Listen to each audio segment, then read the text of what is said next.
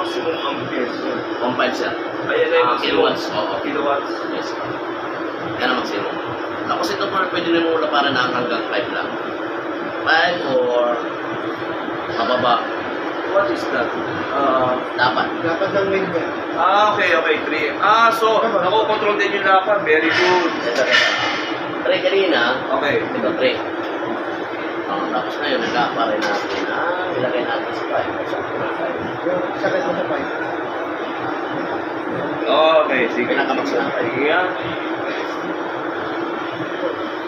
Yes, sir, kailangan mo na goggles for laser lang yan. Hindi yung goggles sa pang-welding sa masa. Sa mga welding, iba yan. Hindi ka masyado titingin. Hindi ka pwede.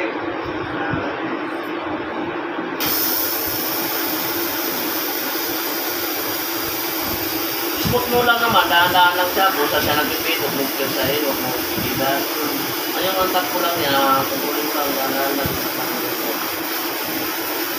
Pag pinipigilan mo, tinitimisan mo. Oo, kung mabilis naman pagka-dragging mo, may iwan siya.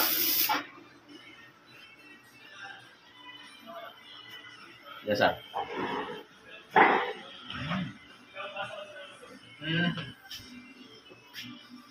Para nagdikat ka. Nag-iwa ka ng dikat. Para pumapag-penetrate.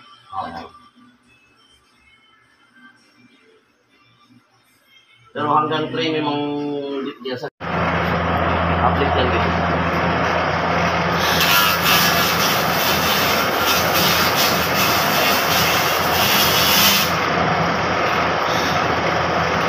Tama na. Gusto ko makita yung numero.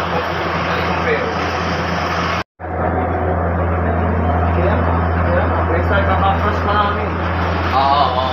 Kasi mabilis din siya mag-double. Sa mga tuputin. Yan ang gaganda sa kanya. Wala kayo pa siya na pang-inis lang. Wala siya na combo. Wala na combo lahat. Ano ba isang feature nito? Sabi mo, may third feature. Ano pang tuloy natin? Cutting set? Oo, may gas pa na lang. Kaya na pang. Kasi usually,